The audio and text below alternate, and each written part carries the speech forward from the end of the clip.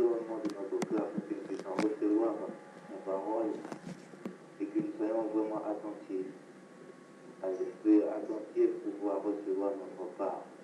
Et que le Seigneur est l'un de nos esprits de distraction. Prions le Seigneur. Papa, nous voulons recommander ton serviteur en tes saintes mains. Père, nous te prions d'être son tout Père. Nous te prions d'être avec son esprit, son âme, surtout sa bouche éternelle. Nous dirons même avec ses émotions, Père, afin que, Père, qu'il ne parle pas selon lui, mais selon ce que toi tu as arrêté, Seigneur, pour lui. Au nom de Jésus-Christ, bénis ton serviteur. Que ta grâce soit son partage ce soir. Oh oui, Père, fais-lui, Seigneur, grâce de te voir au nom de Jésus-Christ.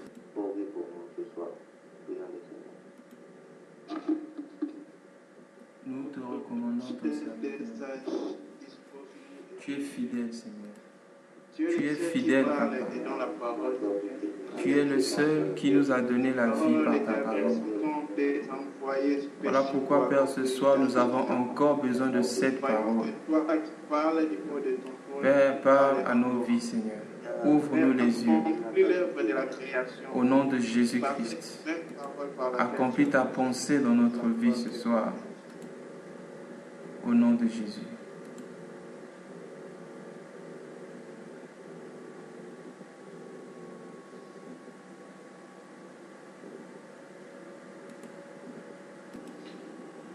Gloire soit rendue à Dieu. Dieu fait toutes choses bonnes. Voilà pourquoi notre raison de nous réjouir en lui, ce n'est pas nous, ce n'est pas ce qu'il y a parmi nous, ce qui se passe parmi nous, c'est Dieu d'abord. Il est la raison de notre joie, il est la raison de notre paix, la cause de notre paix et le motif pour lequel nous devons toujours avoir la joie. Ce n'est pas parce que tout va bien avec notre corps, ce n'est pas parce que nous sommes réunis entre nous, mais c'est parce que lui, il est là, il est la raison de notre joie, il est l'explication de notre joie, il est les détails de notre joie, il est le tout de notre joie. C'est un grand plaisir quand Dieu nous donne la grâce de venir auprès de lui. Premièrement parce que personne parmi nous ne pense qu'il est présent tous les jours, parce qu'il est dans un pays bien disposé, un pays où il y a la paix, où il y a la bonne connexion, quoi. Non, c'est loin de toutes ces choses. Bien aimé, c'est Dieu qui dispose pour qu'un homme vienne à Jésus. Nous avons vu quand on a parlé d'Adam, que Dieu lui-même a amené tous les animaux auprès d'Adam afin qu'Adam donnât le nom à tous les animaux. Donc quand nous voyons que nous avons la grâce, la force, la disponibilité d'écouter des paroles de Dieu, auprès de Dieu, il n'y a rien d'humain là-dedans. Il n'y a rien de nos bons programmes. C'est Dieu qui fait ces choses. Et c'est son amour, c'est la manière dont il exprime son amour envers nous. Voilà pourquoi il nous a dit. Et quand il nous conduit, c'est vers des eaux paisibles. Or, les eaux paisibles, ce sont celles qui couleront jusqu'aux éternités.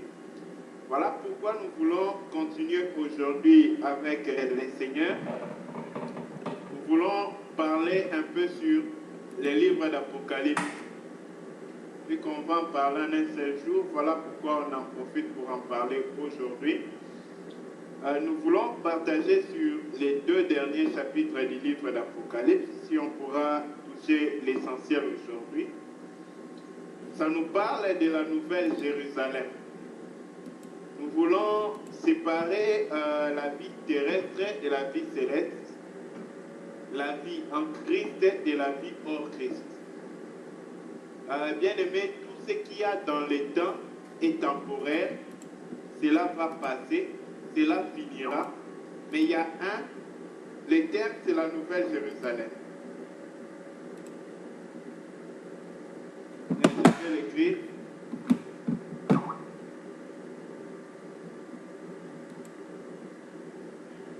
Merci beaucoup, sœur Stéphanie. Nous nous voulons parler sur la Nouvelle Jérusalem aujourd'hui pour séparer nos vies entre ce qui est et ce qui paraît. Parce que ce qui est, c'est-à-dire ce qui demeure, c'est en Christ. Mais ce qui paraît, c'est dans la création. Alors nous savons tous que la création est temporaire, la création va passer, la création a eu un début. Ce qui nous renseigne que réellement ce monde va mourir. C'est que la création a un début, ça aura aussi une fin. Tout ce qui a un début a une fin nécessairement. Tout ce qui aura une fin a eu un début. Mais ce qui n'a ni commencé, cela ne peut ni finir. Alors, ce qui n'a ni début ni fin, c'est ce qu'on appelle éternel. Alors, nous voulons revenir un peu dans ce qui va arriver, parce que cela était dans l'éternité avec Dieu, et cela arrivera quand Dieu viendra restaurer toutes choses pour la vie de ceux qui l'ont aimé pendant leur vie sur la terre.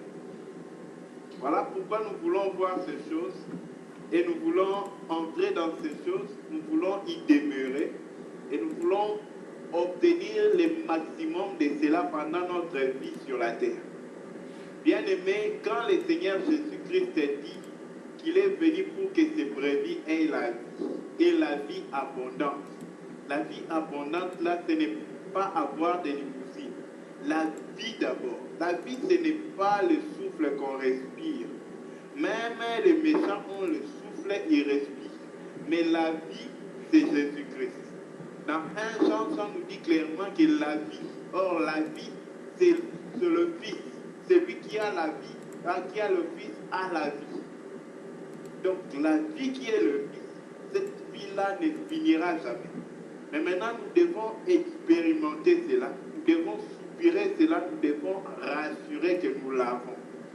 Pas avoir de doute que c'est comme si on l'a. Non, non. Est-ce qu'on l'a ou on ne l'a pas? Quand on ne l'a pas, quelle est la solution que nous devons entreprendre pour l'avoir?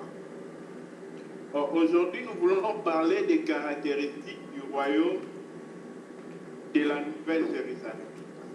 Parce que la Jérusalem terrestre, c'était la Jérusalem de David. On l'appelle souvent la cité de David. Et dans cette Jérusalem terrestre, cette Jérusalem-là consiste au fait que David était roi et il régnait sur cette ville. Voilà pourquoi on a attaché le nom de Jérusalem à David. On appelle Jérusalem la cité du grand roi David. Or, bien aimé, en réalité, David était une image du grand roi qui n'était pas jamais passé. Voilà pourquoi Pierre, même quand il va parler de la résurrection, pour expliquer que Jésus-Christ n'était pas mort, il va dire, or David, il lui a été dit que je ne laisserai pas que ton corps connaisse la corruption. Or, nous savons que David est mort. Là, je suis dans le livre des Actes. Or, nous savons que David est mort. Nous connaissons son sépulcre. Mais de qui David parlait-il? David rendait témoignage à celui que la mort ne pouvait pas arrêter. Donc, David était en train de prophétiser. Nous comprenons que celui à qui il a été dit que son corps ne connaîtra pas la correction, c'était Jésus-Christ, le vrai David. Mais David n'était qu'une ombre qui informait sur Jésus-Christ. Alors la nouvelle Jérusalem dont nous voulons parler, bien aimé, c'est la ville dont le grand roi est Christ. Voilà pourquoi Dieu a rempli toutes choses dans un seul nom. Tout ce qui existe dans les cieux, tout ce qui existe sur la terre, tout ce qui existe sous la terre, peut trouver une seule, unique référence pour les cieux, c'est Jésus-Christ. Et c'est en Christ que les célestes et les terrestres sont réunis. Parce que sans Jésus-Christ venir sur la terre, sans qu'il soit venu, tous les célestes n'avaient rien de commun avec les terrestres. Il fallait qu'un qui vienne du ciel, étant céleste, vivant sur la terre, terrestre, réunisse toutes choses dans les cieux et sur la terre. Voilà pourquoi Christ est le centre. C'est lui le roi dans la nouvelle Jérusalem. C'est lui qui est assis sur le trône. Par lui, les terrestres parviennent à accéder au céleste. Or, ici, nous voulons commencer notre lecture de ce jour. Nous allons commencer par Apocalypse, le chapitre 21, verset 1. Il est écrit, si un bien-aimé a trouvé, il peut lire du premier verset jusqu'au 6e verset. Lisons Apocalypse chapitre 21, du verset 1 jusqu'au verset 6 au nom de Jésus. Puis je vis un nouveau ciel et une nouvelle terre, car le premier ciel et la première terre avaient disparu, et la mer n'était plus. Et je vis descendre du ciel d'auprès de Dieu la ville sainte, la Jérusalem, préparée comme une épouse qui s'est parée pour son époux. Et j'ai entendu du trône une voix qui disait, « Voici le tabernacle de Dieu avec les hommes. Il habitera avec eux, et ils seront son peuple, et Dieu lui-même sera avec eux. Il essuiera toute larme de leurs yeux, et la mort ne sera plus. Et il n'y aura plus ni deuil, ni cri, ni douleur, car les premières choses ont disparu. » Verset 5. Et celui qui était assis sur le trône dit, « Voici, je fais toutes choses nouvelles. » Et il dit, « Écris, car ces paroles sont certaines et véritables. » Et il me dit, « C'est fait, je suis l'alpha et l'oméga, le commencement et la fin. À celui qui a soif, je donnerai de la source d'eau, de la source de l'eau de la vie, gratuitement. Amen. » Amen. Bien-aimés dans le Seigneur, ces choses sont merveilleuses. Ici, il dit, oui, j'ai vu un nouveau ciel. Ah, maintenant là, dans la chair, sur la terre, nous voyons un ciel que nous appelons ciel. Mais bien-aimés, ici, il s'agit d'un nouveau ciel.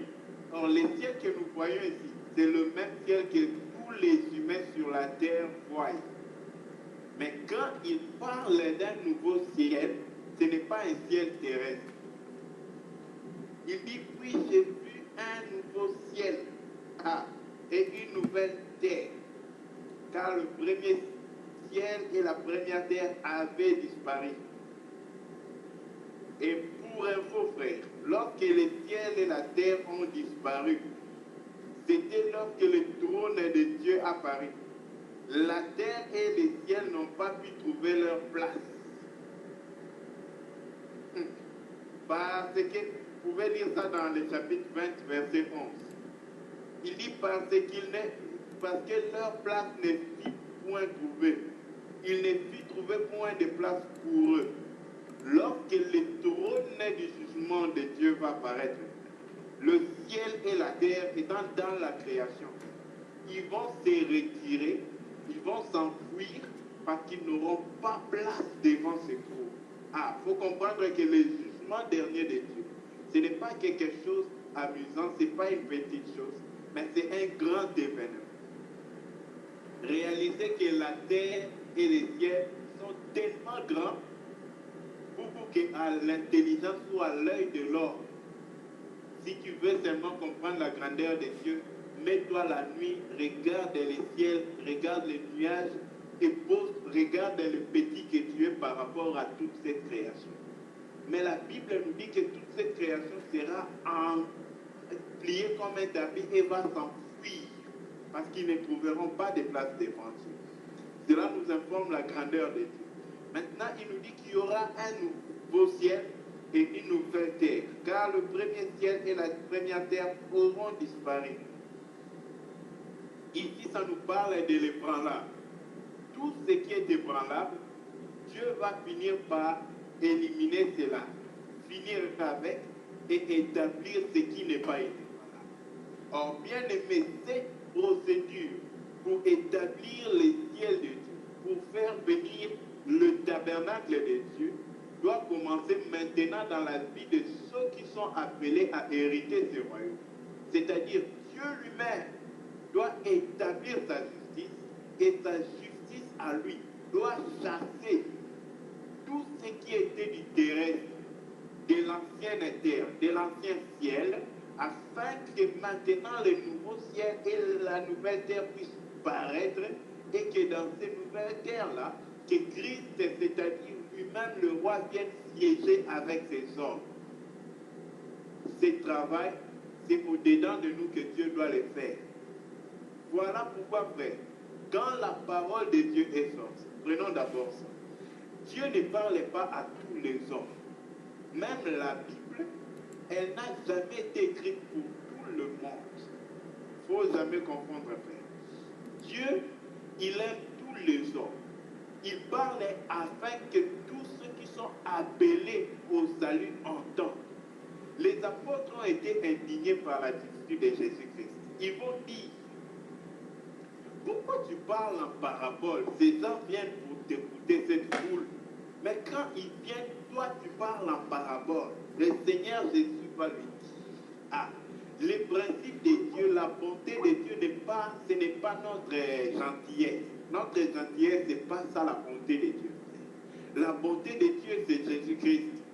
Il va expliquer qu'à la foule, il leur a été donné d'entendre et de ne pas comprendre.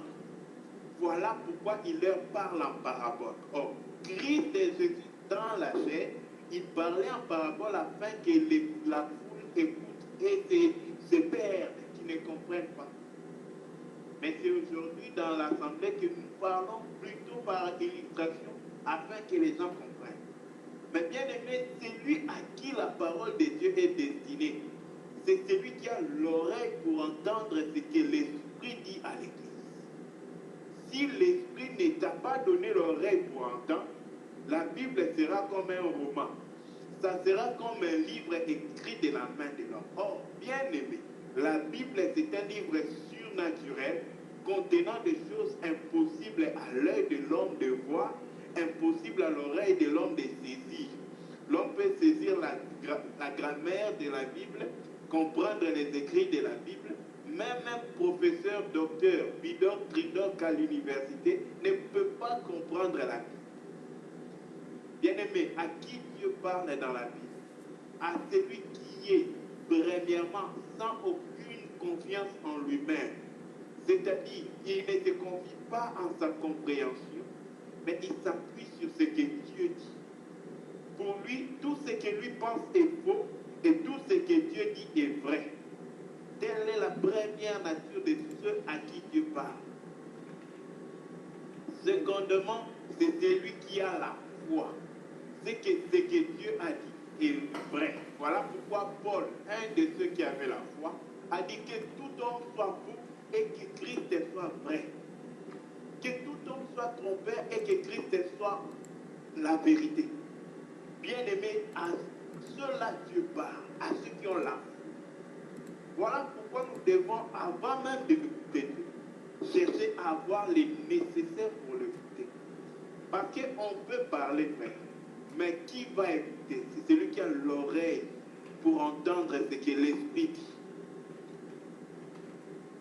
Or, ici, Dieu dit qu'il va établir un vie. Il établit déjà un nouveau ciel. La première terre et le premier ciel ont disparu. La mer n'était plus. Ah, donc Dieu enlève la terre, il enlève la mer, il enlève les ciels. C'est tous les contenants de la création. Toute la création est dans ces trois choses. La terre, la mer et les ciels. Mais maintenant, Dieu va faire disparaître toute la création et il va établir une nouvelle terre, il va établir une nouvelle mer. C'est que vous allez prendre compte ensuite, on va y arriver après. Allons-y petit à petit. Il dit, je vis descendre du ciel auprès de Dieu. Ah, bien aimé, la nouvelle Jérusalem qui va descendre du ciel ne descend pas du ciel, mais ça descend de Dieu par les cieux. Donc c'est Dieu qui est la source de cette nouvelle Jérusalem. C'est Dieu qui est l'auteur, le constructeur de cette nouvelle Jérusalem. Cette nouvelle Jérusalem, c'est la nouvelle Jérusalem de Dieu lui-même. Ah, voilà pourquoi dans Hébreu on dit, cité dans l'Éternel est l'architecte et le constructeur. C'est parce que c'est sa nouvelle Jérusalem que lui seul a créé, que lui-même a construit. Et il dit, voilà comment il a construit cela. Ah, parce que c'était l'œuvre de Dieu. C'est l'œuvre que Dieu a préparée comment? Comme une épouse qui s'est parée, c'est-à-dire qui s'est habillée, qui s'est ornée pour son époux. Donc, la manière dont on reconnaît la nouvelle Jérusalem, c'est qu'elle est préparée pour son époux. Elle a été faite, formée pour plaire à son époux. Elle est ce qui doit plaire à son époux. Elle est ce qui satisfait son époux.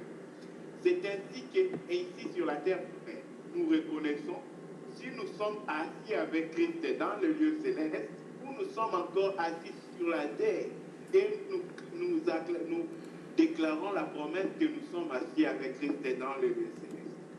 Celui qui est assis avec Christ dans le lieu céleste, voilà ici qu'il est écrit. Il est paré comme une épouse qui est parée pour plaire son époux, pour son époux. Le but pour lequel il se part, c'est son époux. La joie, la satisfaction de son époux, c'est tout ce qui est le concerné de cette épouse. Et telle est notre vie en Christ bien-aimé. L'Éternel Dieu nous appelle au royaume éternel, afin que là-bas nous sachions que c'est le royaume de la joie, de la satisfaction de Christ, lui seul, notre époux. C'est pour lui que Dieu veut nous préparer. Alors, bien-aimé, quand Dieu nous prépare pour satisfaire Christ, ce n'est pas avec des maisons, ce n'est pas avec des voitures. Voilà pourquoi, bien-aimé, celui que Dieu prépare pour plaire à Christ, il doit avoir les choses qui satisfassent à Christ. Vous allez voir que pour le temps d'Esther, il y avait plusieurs femmes, mais la seule femme qui pouvait toucher le cœur du roi, ce n'était pas une femme qui a fait beaucoup de choses, mais elle avait les choses qui touchaient, frappaient le cœur du roi. Le roi ne pouvait pas rester tranquille quand il regardait cette femme. Sommes-nous la nouvelle Jérusalem de Dieu? Ce n'est pas un verbe à bénir. Bien-aimé, on l'a dit tantôt et on le répète. C'est quelque chose d'actualité. C'est maintenant que nous sommes assis avec Christ. Colossiens. Il ne dit pas nous serons assis, mais il dit nous sommes assis avec Christ.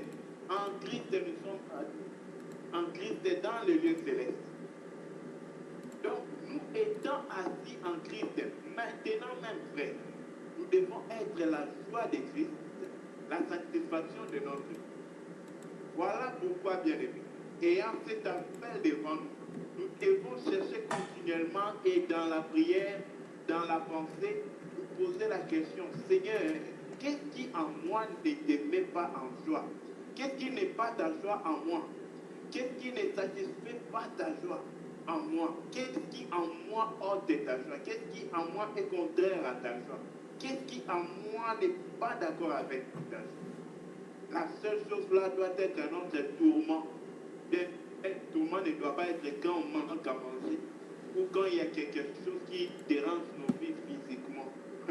Oui, bien aimé, nous avons une longue période pour avoir un bonheur éternel dans les cieux. Nous avons une période de joie éternelle infinie, un bonheur qui ne finira pas.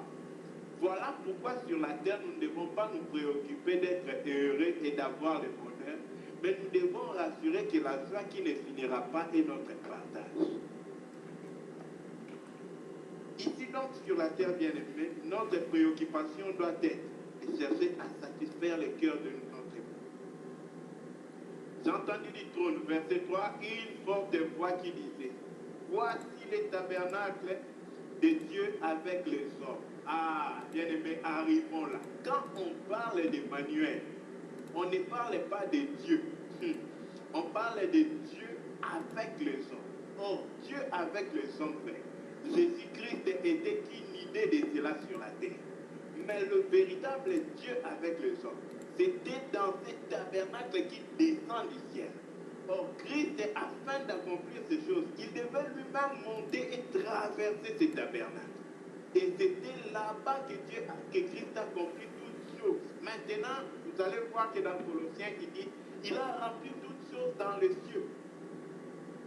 remplissant toutes choses dans les cieux, afin que tout dans les cieux, sur la terre et sous la terre soit réuni en Christ. C'est Christ le tabernacle de Dieu et les hommes. Et c'est en lui que nous héritons la nouvelle Jérusalem. C'est en lui que nous entrons et nous sommes les premiers-nés. Ah, prenons ça d'abord dans Hébreu. Hébreu, le chapitre 12.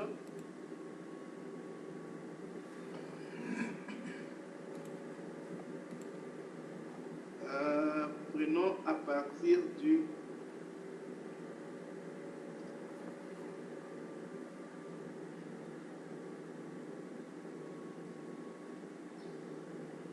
l'assemblée des premiers-nés.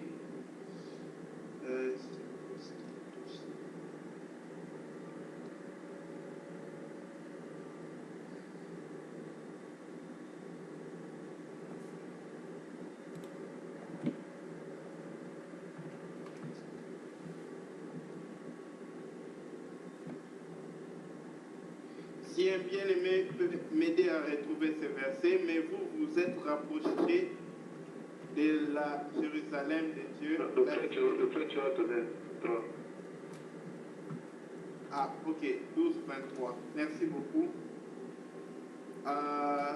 Verset 22 à 23.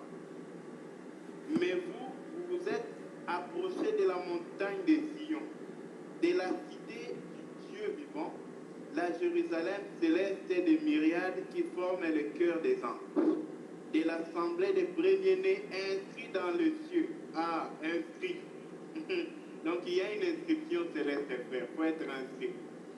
Inscrit dans les lieux, inscrit dans le ciel du juge qui est le Dieu de tous, le Dieu des esprits des justes parvenus à la perfection. Ah, bien aimé, le mot dangereux là-bas, c'est perfection. Donc nous comprenons que quand Dieu inscrit un homme dans les cieux, Dieu le fait parvenir à la perfection. Or, quand on parle de la perfection, il ne faut pas chercher à te faire un visage, une image de ce qui est la perfection. La perfection, c'est Jésus-Christ. Or, pour que moi, Paul, comme je suis là, un pécheur de rien du tout, devienne parfait, cela est impossible quant à moi, mais cela est possible quant à Christ. C'est-à-dire, je dois entrer dans Christ et accepter de disparaître, c'est-à-dire de finir moi et de laisser Christ devenir moi, de finir d'être au-dessus de ma vie et de laisser Christ être au-dessus de ma vie. C'est là maintenant que Christ deviendra tout en moi et c'est là que moi je deviens parfait. Ce n'est pas quelque chose d'une approche de ressembler Christ. Non, non. C'est être Christ réellement. Mais cela n'est possible que lorsque moi j'ai fini d'être. Voilà pourquoi un de ces gens qui sont arrivés à la perfection, l'apôtre Paul va dire, nous les parfaits. Et lui l'un de ces parfaits, va dire encore, il dit, ce n'est plus moi qui vis, mais c'est Christ qui vit en moi. Ah, nous comprenons pourquoi Paul pouvait dire qu'il est l'un de ces parfaits, parce que c'était plus lui, mais c'était Christ. Donc nous, si nous voulons entrer dans la nouvelle Jérusalem, il nous convient finir et que Christ devienne notre vie, qu'il devienne celui qui vit en nous. C'est par lui que le monde verra le parfait et comprendra la nouvelle Jérusalem de Dieu. Revenant sur notre lecture, nous allons continuer. Il dit que c'est le tabernacle de Dieu avec les hommes. On a expliqué que ce tabernacle-là, c'était Christ. Et il habitera avec eux. Ah, Dieu habitera avec les hommes. C'est là-bas que les hommes seront son peuple et Dieu lui-même sera avec eux. Or, bien aimé, celui dont Dieu n'est pas le Dieu sur la terre, c'est-à-dire pendant sa vie sur la terre, il n'est pas le peuple de Dieu, il lui est impossible de devenir le peuple de Dieu dans les cieux. Parce que sur la terre, c'est le lieu où on témoigne. Voilà pourquoi Jésus va dire, celui qui va me régner devant les hommes, je le régnerai devant mon Père. Quand, frère, c'est dans le royaume là. Voilà pourquoi, afin que Christ nous témoigne devant son Père. Parce que Christ, il est le témoin fidèle du Père, et le Père, il est le témoin de Jésus-Christ. Jésus dit, oui, mon témoignage est vrai. Pourquoi son témoignage est vrai? Parce que le Père témoigne en sa faveur. Et le Père confirme les témoignages de Jésus-Christ. De même, frère bien-aimé, lorsque Dieu, c'est lui notre témoin, lui-même, il va finir par nous témoigner encore dans les éternités. Mais si nous voulons recevoir les témoignages de Dieu dans l'éternité, nous devons recevoir son témoignage sur la terre. Donc, Dieu doit nous témoigner que nous sommes les siens, ici sur la terre. Dieu les témoigne d'abord à notre propre esprit, parce que Dieu, ce n'est pas quelqu'un qui fait les choses pour prouver. Dieu n'a rien à prouver à personne. Même quand il agit, ce n'est pas pour vos hommes qu'il est Dieu. Bien aimé, Dieu, il n'est pas Dieu parce que les hommes acceptent qu'il est Dieu. Il n'est pas Dieu parce que nous prions, même si nous tous l'ont refusé de croire. Dieu était Dieu avant notre naissance. Voilà pourquoi, frère bien-aimé, Dieu ne fait pas pour démontrer aux hommes, non, non. Il ne fait pas pour que les hommes puissent croire en lui, non, non. Dieu fait pour son nom. C'est vrai que quand Dieu a agi, tu commences à croire. Mais tu ne devrais pas croire parce que Dieu a agi. Tu devais croire parce que Dieu a agi. La foi qui se repose sur ce que Dieu a fait, croit aux œuvres, mais pas agir. La véritable foi croit parce que Dieu a dit. Et comme Dieu ne peut pas tromper, c'est sûr que moi je me trompe, mais Dieu n'a pas trompé. Voilà pourquoi Paul dit que tout homme soit faux et que Christ soit vrai. À chaque fois que nous voyons la parole de Dieu, nous voyons ce que Dieu a déclaré. Nous nous trouvons contraires à cela. Souvenons-nous d'une chose. Dieu n'est jamais menteur. C'est nous qui nous sommes embrouillés, confus quelque part. Mais ce que Dieu a dit, ce n'est pas qu'il essaiera de le faire.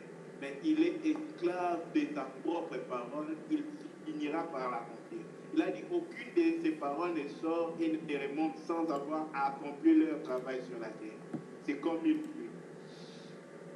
Continuons. Il va dire, ensuite, il essuiera toutes larmes de leurs yeux, et la mort ne sera plus. Il n'y aura plus ni deuil, ni cri, ni douleur, car les premières choses ont disparu.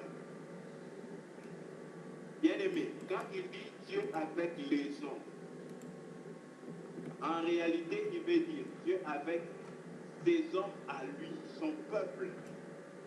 Ce sont ceux-là dont Dieu essuiera les larmes.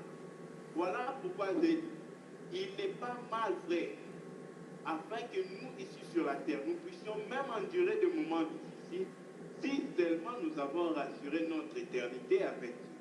Parce que la joie éternelle n'a rien à comparer avec la plus grande souffrance qui est sur la terre. C'est même pas à mettre sur une même balance. C'est trop loin. Poursuivant, il dit, celui qui est assis sur le trône, et celui qui est assis sur le trône dit, voici, j'ai fait toutes choses nouvelles. Ah, arrêtons-nous là. Il dit, voici, j'ai fait toutes choses nouvelles. Bien aimé, dans la vie d'un chrétien, lorsque la régénération se passe, c'est une des choses dont on devra parler un peu plus tôt prochainement, c'est la régénération. Lorsque Dieu fait la régénération dans le cœur d'un frère, d'une sœur, Dieu lui donne un nouveau cœur. Bien-aimé, Dieu commence à lui faire goûter les célestes. Cette personne-là, bien-aimé, c'est une nouvelle chose que Dieu fait dans sa vie. Ce n'est pas quelque chose de terrestre. Ce n'est pas quelque chose que même un philosophe peut expliquer. C'est une œuvre divine qui passe au-dessus de la sagesse de l'homme. Voilà pourquoi vous allez vous rendre compte que toutes les valeurs spirituelles sont des choses qui ne sont pas visibles dans l'œil comme ça. L'amour, la paix, la joie, ce sont des choses cachées dans le cœur d'un homme. C'est quelque chose de spirituel dans le cœur d'un homme. Dieu dit qu'il fait toutes choses nouvelles. Où est-ce qu'il fait cette création de ces choses nouvelles? C'est dans les chrétiens qui reçoivent la vie éternelle. C'est dans les chrétiens en qui il dépose la vie éternelle. Celui-là, Dieu vient faire toutes choses nouvelles dans son cœur. Voilà pourquoi il dit, je vous donnerai un cœur nouveau. C'est la première des choses nouvelles que Dieu fait. Ensuite, je mettrai en vous un esprit nouveau. La première des opérations, un cœur nouveau. C'est ça la régénération. Après un cœur nouveau, il met maintenant un esprit nouveau. Or, bien aimé, aujourd'hui, le problème, c'est qu'il y a des gens dans l'église avec un cœur ancien, mais qui veut recevoir un esprit nouveau. Or, Jésus a dit, on ne met pas du vin nouveau dans les outres anciens. On doit prendre des outres nouvelles pour mettre un vin nouveau dedans. Il parlait du Saint-Esprit. Bien aimé dans le Seigneur, il nous convient d'observer et d'expérimenter cette œuvre nouvelle que Dieu fait. C'est-à-dire, il finit l'œuvre ancienne, l'être ancien, l'homme ancien, le cœur ancien, et il établit un nouveau cœur ancien. C'est là l'amour n'est plus difficile. Bénir tes ennemis n'est plus difficile. Que quelqu'un t'humilie, tu ne te venges pas, tu ne cherches même pas à lui prouver. Ah, bien aimé, c'est là, c'est plus ton cœur, c'est tes cœurs. Mais quand tu vois que nous réagissons, frère, réalise que c'est mon cœur, c'est ton cœur. Alors dis au Seigneur, Seigneur, moi j'ai réagi, je ne suis pas encore mort, je vis encore. Toi, tu ne peux pas vivre en moi tant que j'ai. Aide-moi à finir avec moi. Aide-moi à mourir. Un mort, même quand on le tape, il ne va jamais se fâcher. Un mort, tu peux même le gifler, il va rester comme il était avant ta gifle. Parce qu'il est mort. Et ainsi sont ceux qui sont morts et ceux en qui Christ habite. Parce que Christ est qui vit en eux. Il ne se venge pas. Lui-même, il est le premier d'entre tous les morts. C'est-à-dire qu'il est mort et qu'il n'a plus aucune action de vengeance. Maintenant, frère, c'est après, quand je dis n'a plus, ça ne veut pas dire qu'il en avait avant. C'est pour dire qu'il a expérimenté la mort. Je vais m'excuser pour les termes qu'il n'a plus, parce que Christ n'a jamais eu une vengeance pendant même sa vie avant sa mort.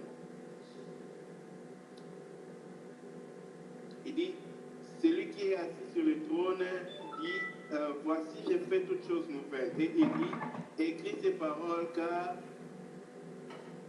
ces paroles sont certaines et véritables. Ah, bien aimé, quand Dieu fait un serment, parce que je vais vous poser la question, toutes les paroles que Dieu a dit dans la révélation qu'il donne à Jean, Apocalypse, toutes ces paroles sont vraies. Il n'y a aucune parole qui soit fausse là. Mais quand Dieu insiste, il dit ces paroles sont certaines et vraies, et véritables. Ça ne veut pas dire que les autres sont fausses. C'est un serment que Dieu pose là. Or, quand Dieu pose un serment, ce n'est pas que quelque chose, c'est la plaque. Le Dieu qui est redevable à personne, qui ne mérite de donner explication à personne que ce soit. Mais il insiste sur ce qu'il dit. C'est comme s'il jurait. Je ne dis pas qu'il jure, mais c'est comme s'il jurait. Ah, comprenons que, frère, Dieu est en train de stipuler quelque chose de très sérieux, de très important. Dans la suite, il est écrit, il me dit, c'est fait. Ah, celui qui est assis sur le trône, celui qui continue, il dit, c'est fait. Donc, il confirme que ces paroles sont écrites. Or, bien aimé dans le Seigneur, ces paroles-là doivent être écrites pas seulement dans les cieux, mais dans quiconque sur la terre reçoit ces paroles, dans quiconque sur la terre entend Dieu, parce que qui sont ceux qui entendent Dieu? La seule chose qui permet à un homme d'entendre Dieu, c'est la foi. Dieu ne parle qu'à la foi, et c'est par la même foi, Dieu, sa parole est destinée pour la foi. La destination de la parole de Dieu, c'est la foi. Mais maintenant, quand la parole arrive dans l'homme reçoit cette parole aussi par la même destination qui est la foi. Donc, sans la foi, un homme ne peut pas entendre Dieu. Ça, c'est premièrement. Et sans la foi, un homme ne peut pas manifester la parole de Dieu. Voilà pourquoi on a dit, quand on parlait dans Genèse, que c'était Dieu qui parlait et la terre manifestait ce que Dieu disait. Pourquoi la terre manifestait ces choses? Parce que la terre disait Amen à tout ce que Dieu dit. Or, bien aimé, l'amen dont il s'agit là, c'est la foi. C'est-à-dire qu'il soit fait tel que tu l'as dit. Or, le qu'il soit fait là, c'est Jésus-Christ, c'est-à-dire qu'il met sa foi sur Christ. Or, quand on dit Amen, frère, prenons d'abord ça. Quand souvent on dit Amen à une prédication, ce n'est pas une blague. C'est un engagement, c'est une déclaration solennelle. C'est-à-dire tu dis que cela est vrai et que cela sera vrai dans ta vie. Et que toi maintenant tu t'engages par le même Amen à faire tel que tu as accepté, tel que tu as confessé. Devant qui? Devant les anges, devant les hommes, devant les démons. Parce que ne nous trompons pas plus. À chaque fois que les enfants de Dieu sont réunis, les esprits du malin aussi viennent. On a vu ça dans Job, on a vu ça dans plusieurs autres exemples dans la vie. Mais maintenant, frère, quand nous confessons notre Amen, nous engageons notre âme à faire c'est en quoi nous faisons Amen durant toute notre vie. Voilà pourquoi il ne faut pas dire Amen parce que ce qu'on dit là, ça concerne la vie d'un frère à l'église. Et il y a des gens comme ça qui sont animés par un esprit, je ne sais pas, sûrement du malin. Parce que le diable, premièrement, c'est l'accusateur de nos frères. Et quelqu'un qui est habité par le même esprit de l'accusateur, il accuse aussi les frères. Si tu dis Amen pour un verset qui concerne la vie de ton frère à côté, c'est là que tu accuses toi-même de qui tu es. Et quel esprit t'anime. L'amen, c'est la foi. Et c'est la confirmation de la foi qui se repose sur Christ. C'est-à-dire ce que tu as dit là, ça sort de Christ et Christ va là. Continuons. Il dit, et il me dit, c'est fait, je suis l'alpha et l'oméga, le commencement et la fin. Ah, pourquoi Dieu s'identifie au commencement et la fin? Parce que l'éternité, c'est lui. Lorsque l'éternité s'ouvre, c'est le commencement. C'est toujours Dieu lui-même. Mais quand l'éternité se fermera, c'est-à-dire la création, quand l'éternité s'ouvre, la création commence. Et la création va s'arrêter, c'est-à-dire l'éternité se ferme. Le commencement là, ce n'est pas la création, c'est Dieu. Et la fin, c'est Dieu lui-même. Il dit qu'il est le commencement et la fin. À celui qui a soif, je donnerai de la source de l'eau de la vie. À celui qui a soif. Voici la condition. Qui veut l'eau de la vie? C'est tout le monde qui prie le Seigneur. Qui veut que les sources d'eau vive, dont le Seigneur Jésus parle dans Jean 7, 32, 36, 38, que ces sources-là coulent. Mais ces sources-là vont couler où? Frère, ça va couler uniquement dans celui qui a soif. Voilà pourquoi, frère, une chose capitale dans la vie chrétienne, c'est d'avoir soif. Soif de Dieu lui-même. Soif d'entendre Dieu. Dieu ne parle pas à tout homme. Mais Dieu, il étend sur la soif. Or, quand un homme a soif, bien aimé, Dieu vient étancher cette soif-là. Dieu ne vient pas parler pour parler, mais il vient exaucer la soif de cet homme. Grande est ta soif, grande sera la révélation de Dieu dans toi. Continuons, il dit à celui qui a soif, il donnera de la source de l'eau de la vie, gratuitement. Ah, bien aimé, le Saint-Esprit de Dieu, il n'y a pas quelque chose qu'on doit faire pour le recevoir. Il n'y a rien que l'on doit faire. C'est un don gratuit de Dieu. Mais le même don gratuit de Dieu, le Dieu des principes qui ne brise pas ses principes, ce Dieu-là doit nécessairement voir en nous, bien aimé, ce qu'il faut pour que l'Esprit vienne avec nous. Vous avez vu qu'au temps de Noé, frère, lorsqu'il fallait que la colombe sorte de l'arche, Noé l'a lâché. Mais la colombe est venue pour se poser sur la terre. Ah, malheur, la colombe n'a pas trouvé un lieu pour poser la plante de son pied. Mais quand il y a une terre favorable, nous avons vu ces jours-là. Sur la terre favorable, Jean a dit, j'ai vu en lui les signes. C'est-à-dire, il m'avait été dit que celui sur qui tu verras l'Esprit descendre sous forme d'une coupe. Or, frère, en Christ, il était trouvé la terre favorable où il fallait qu'il pose les pieds. Donc, dans nos vies de paix, lorsqu'on n'a pas comme un cœur régénéré, le Saint-Esprit de Dieu ne peut pas venir à toi. Tu peux avoir soif, mais il faut que le Saint-Esprit nous vienne pour poser la plante de son pied.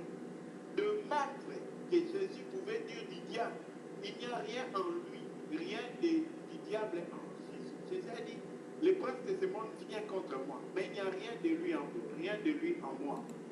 Donc, les diables n'avaient pas posé la plante des pieds dans la vie de Jésus.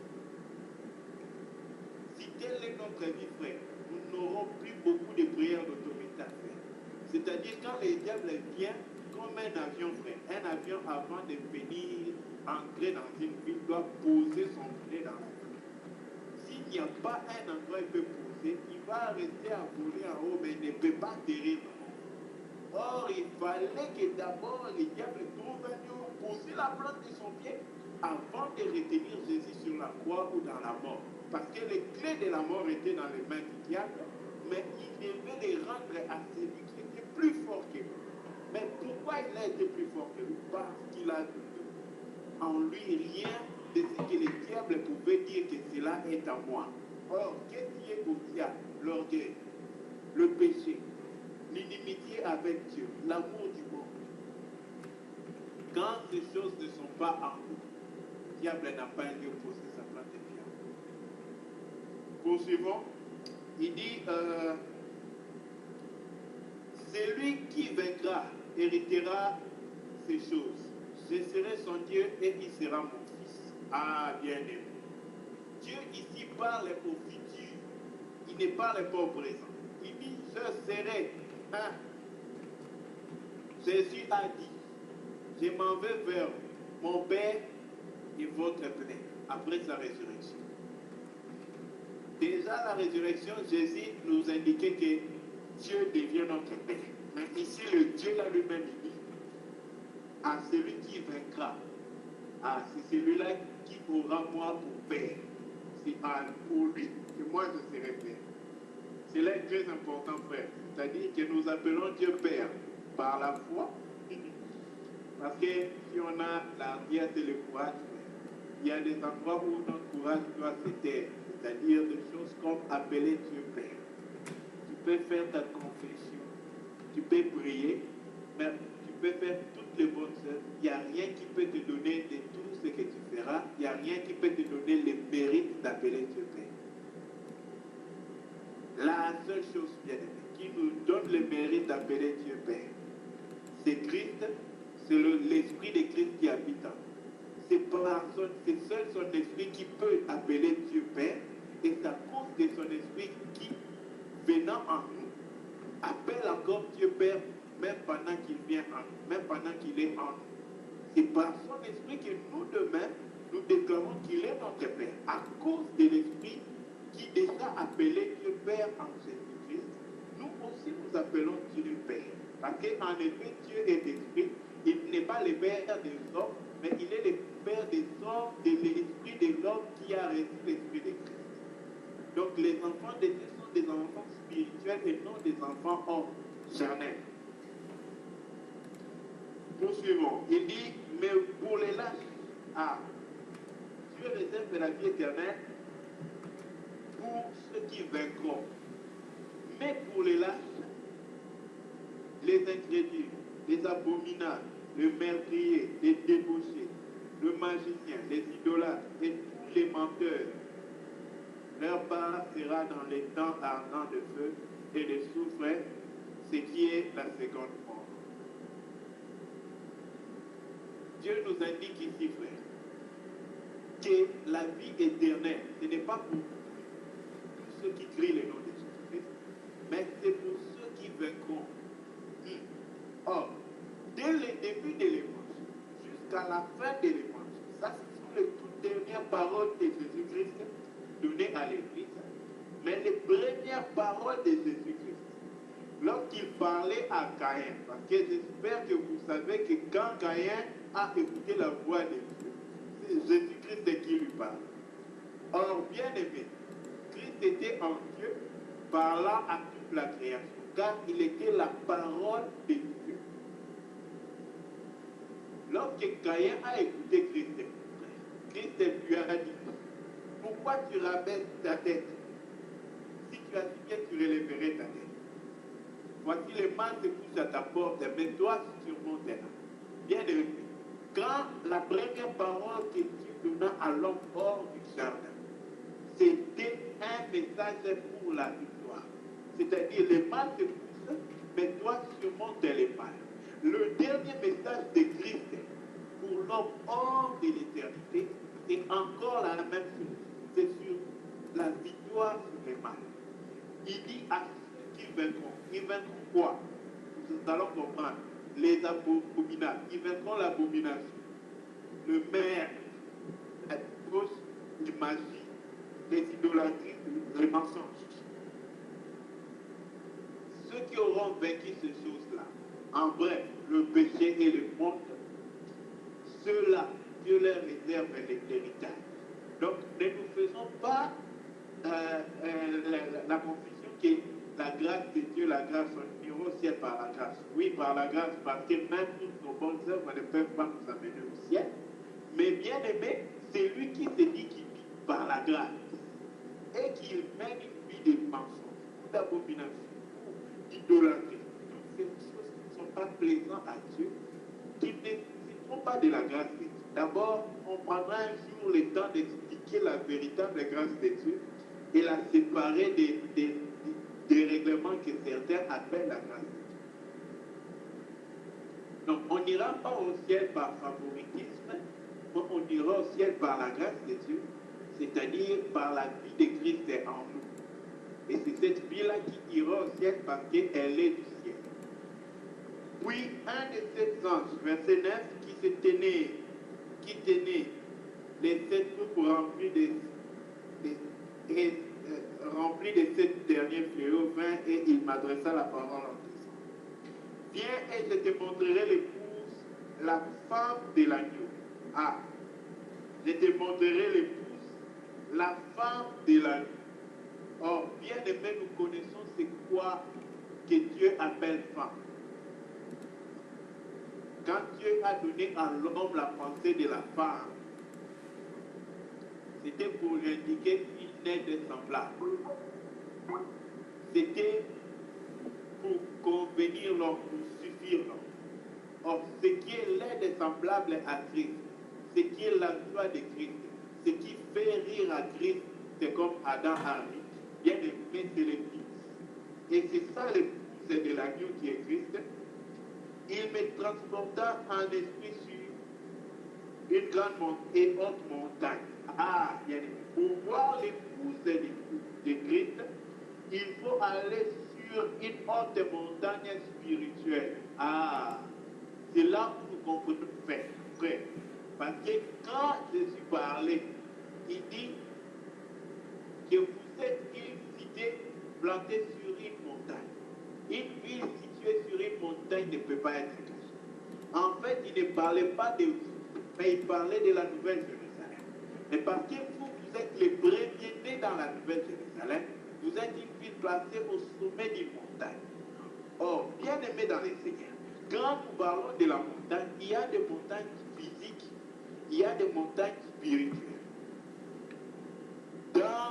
Au sommet des montagnes, voilà pourquoi vous allez voir même une autre ombre de l'église, de la Nouvelle Jérusalem, qui était là se renouer, ne pouvait pas s'arrêter au bas, mais au sommet de la montagne. Parce que c'est là la demeure de l'église, c'est l'adresse de l'église. Il va continuer pour dire, il me transporta en esprit sur une grande et haute montagne et me montra de la ville sainte, de Jérusalem qui descendait du ciel, d'auprès de Dieu. Il dit du ciel et il précise, d'auprès de Dieu. D'auprès de Dieu. C'était la ville de Dieu lui-même, ayant la gloire de Dieu. Ah, la Nouvelle Jérusalem a la gloire. Or, Jean 1,14 nous parle de la gloire de Dieu. La gloire de Dieu, ce n'est pas une lumière quelconque. Il ne faut pas dire, ah, la gloire de Dieu. Non, non. La gloire de Dieu, c'est la vie de Christ. La vie que Christ avait là. C'est ça, c'est que les apôtres ont dit. Nous avons contemplé la gloire. Il n'y avait pas une lumière sur le visage de Jésus. La Bible déclare qu'il n'avait rien de beau à attirer nos regards. Donc, il n'y avait pas la lumière sur son visage. Mais la gloire dont on parle, c'était la vie qu'il menait. Une vie qui n'est pas normale sur la terre, parce qu'elle n'est pas de la terre, mais une vie du ciel de Dieu. Son éclat était semblable à celui d'une pierre très précieuse, une pierre de jaspe transparente comme du cristal. Elle avait une grande et haute muraille. Elle avait 12 portes et aux portes 12 anges et des noms écrits, ceux des 12 tribus des fils d'Israël. Alors, on ne saura pas expliquer les portes et les fondements. Ensuite, il va dire à l'Orient, faute de temps, à l'Orient, 3 portes, au nord, 3 portes, au midi, 3 portes et à l'Occident, 3 portes. La muraille de la ville avait 12 fondements. Sur eux, les 12 noms des apôtres. Les 12 apôtres de l'agneau. Ah, vous voyez comment au ciel on appelle Jésus? On l'appelle l'agneau. C'est merveilleux. Parce qu'ils ont vu un agneau. Ah, comme Jean était assis. Jean c'était un homme qui pendant qu'il était sur la terre. Bien aimé, il ne faut pas jouer quand Jésus déclare sur Jean qu'il est le plus grand de tous les prophètes. C'était un de ceux qui étaient assis dans les cieux. Voilà pourquoi il voyait comme les célestes. Il a vu un homme marcher avec 2 pas. Il dit que cet homme-là, ce n'est pas un homme, mais c'est un agneau. Voilà, c'est qu'il était céleste. Il était rempli du Saint-Esprit depuis le ventre de sa mère. Il faut faire très attention. Certains ont été baptisés du Saint-Esprit après la naissance de Jésus. Mais il y a un qui a été baptisé du Saint-Esprit avant la naissance de Jésus. Donc Jésus a commencé son ministère depuis le ventre de Marie. Parce que quand Marie a salué Élisabeth, en réalité, Jésus est en train de baptiser Jean-Baptiste. C'était là que Jean-Baptiste était rempli de joie. Il a commencé à pousser dans le ventre d'Élisabeth. Élisabeth se demandait, mais qu'est-ce qui s'est passé? L'enfant est baptisé, tu ne peux pas comprendre. Bien aimé dans le Seigneur, le foi de Dieu sont mystérieux.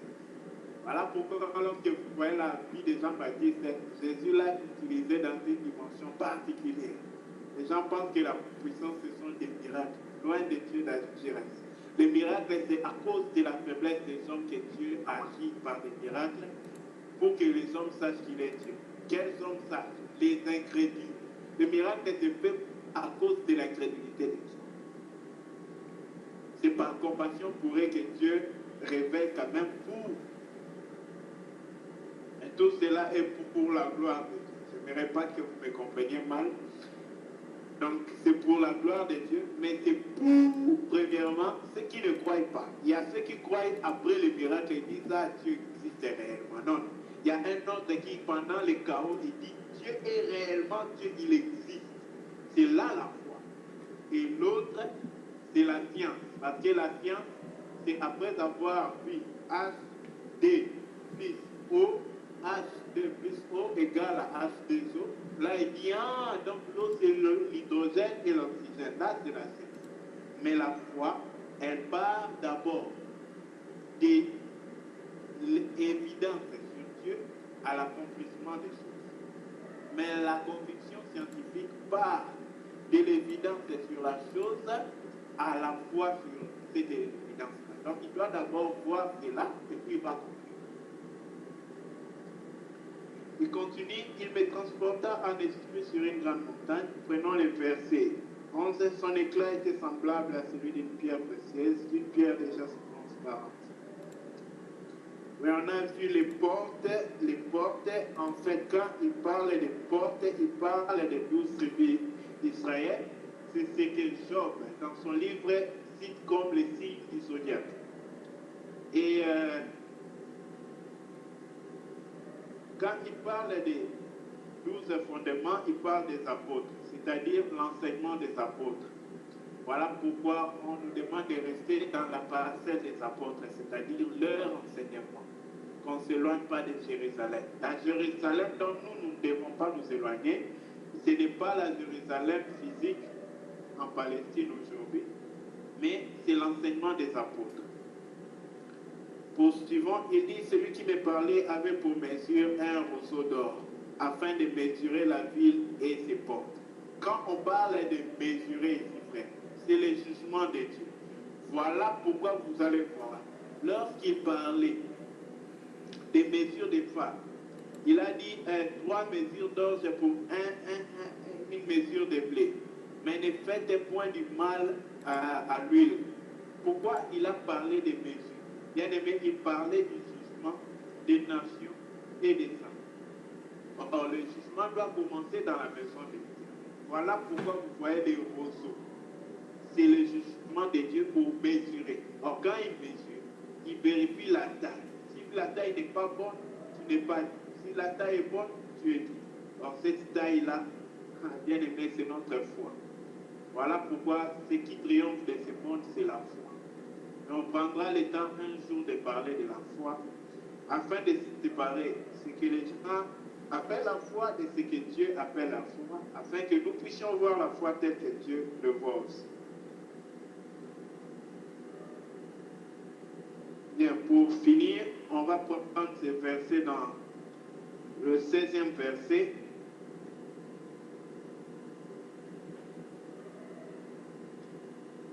Il dit, la ville avait la forme d'un carré et sa longueur était égale à sa largeur. Il mesura la ville avec le roseau et trouva 12 000 stades. La longueur, la largeur et la hauteur. On a expliqué ça l'autre fois, qu'un chrétien doit avoir une longueur, largeur, mais beaucoup plus, un chrétien doit avoir une profondeur ou une hauteur. C'est-à-dire, il doit être enfoncé en Dieu. Quand tu regardes un cube, tu vois une de ses faces devant toi. Il a une partie que tu ne peux pas voir, qui est derrière cette face-là. Et c'est cette partie-là qui est en Dieu. Mais la partie qui paraît devant les hommes est tellement plate qu'elle n'a pas de profondeur. Mais elle a une partie cachée en Dieu. Telle était la vie de Jésus. Voilà pourquoi il disait, je ne fais rien par moi-même. Le Père qui est en moi, il est la profondeur de Jésus-Christ qui agit dans les secrets, mais les hommes voient Jésus-Christ la face, mais la profondeur de ce cube-là, c'est Dieu lui-même qui est caché, mais qui agit par Jésus-Christ. Et telle est la paix de Dieu dans nos vies. Nous devons avoir une profondeur avec Dieu. Et cette profondeur-là, il n'y a qu'un seul secret pour cela. Face contre terre, se prosternant devant Dieu, perdant toutes choses et tombant devant sa face pour l'adorer. Lui dire qu'il n'y a rien dans ce monde, il n'y a que lui. Lui dire que même si tu étais seul dans ce monde, Dieu serait tout pour toi. Bien-aimé, c'est là-bas qu'on découvre la profondeur et qu'on reçoit la profondeur avec Dieu. Dans l'adoration. Dans l'adoration. Le fondement de la muraille était orné. Bon, je pense qu'on va s'arrêter avec ça pour aujourd'hui. Le fondement de la muraille de la ville était orné de pierres précieuses de toute espèce. Le premier fondement était de jaspe. Le deuxième, là il va parler de pierres précieuses. Or, bien aimé, ces pierres précieuses sont très importantes parce que dans l'ombre, lorsqu'Israël devait traverser le Jourdain, Josué a demandé à ce qu'on prenne une pierre par tribu d'Israël. C'était symbolique. Parce que ces pierres, bien aimées, c'est ce qui te permet de traverser le Jourdain. C'est ce qui te donne un nom parmi ceux qui sont inscrits dans les Jourdains. Or, nous avons lu dans Hébreux qui sont les premiers-nés inscrits dans les cieux. Or, qui doit inscrire? Bien aimé, c'est personne qui peut inscrire sur la terre. C'est Dieu lui-même qui fait les registres d'appel célestes. C'est lui qui doit inscrire un nom dans les cieux. Et pour inscrire un nom dans les cieux, Dieu doit le connaître d'avance, dans son éternité. Maintenant, quand Dieu le connaît dans son éternité, maintenant, Dieu les registre dans son éternité. Or, l'éternité, ce n'est ni maintenant, ce n'est ni hier ni demain, c'est l'éternité, c'est le temps continuel de Dieu, c'est le temps d'un jamais de Dieu. Là-bas, il n'y a pas le temps présent ni le passé, c'est le temps d'un jamais, temps d'éternité. Or, dans l'éternité de Dieu, Dieu écrit les noms. Mais comment est-ce qu'il écrit les noms? Dans Apocalypse, quand il parlait à l'église, je pense que c'est l'église de Philadelphie, il va leur dire une chose. À celui qui vaincra. Il dit, il donnera un caillou et un nom écrit. Ah, c'est Dieu qui donne ce nom-là, parce que quand Dieu, oui, église de Pergame, Apocalypse chapitre 2, verset 17. Que celui qui a des oreilles entende ce que l'Esprit a, les paroles de l'Esprit. Il faut avoir des oreilles pour l'entendre. Il dit à celui qui vaincra, je donnerai de la manne cachée. Et je lui donnerai un caillou blanc. Et sur ce caillou est écrit un nom nouveau. Ah, que personne ne connaît si ce n'est celui qui le reçoit. Donc, c'est Christ et Dieu lui-même qui écrit un nom nouveau et qui le donne à un nom. L'homme ne peut pas manufacturer ce nom. Et c'est avec ce nom-là qu'il va entrer dans la Nouvelle Jérusalem. C'est par ce nom-là qu'il peut trouver sa place dans la Nouvelle Jérusalem. Que le Seigneur Dieu nous bénisse. Merci beaucoup pour votre patience. Que la gloire revienne au Seigneur. Amen. Amen. Merci le Seigneur pour ces messages qui sont également importants pour notre vie. Parce que notre Dieu ne fait point de hasard. C'est la première que nous puissions écouter telle parole ce soir. C'est parce qu'il a le temps, c'est parce qu'il veut que nous puissions changer. Donc, nous allons passer à l'intercession et du serment d'intercession. Il y aura donc la session des âgés.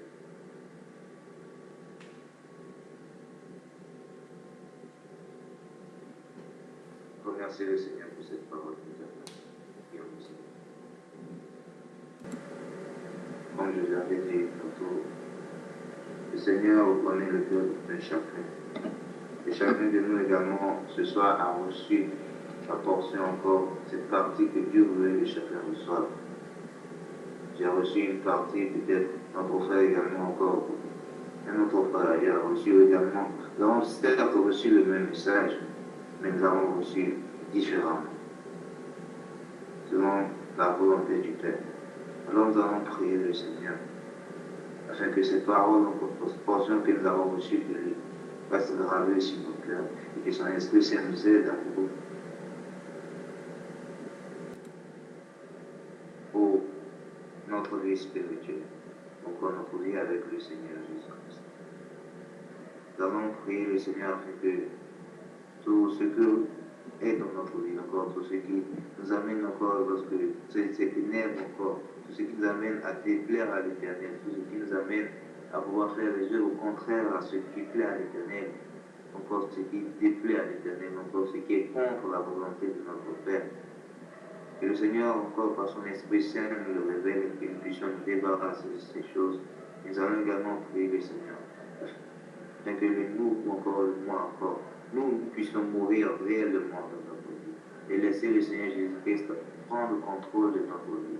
Laisser le Saint-Esprit nous guider, aller la lumière. Prions le Seigneur.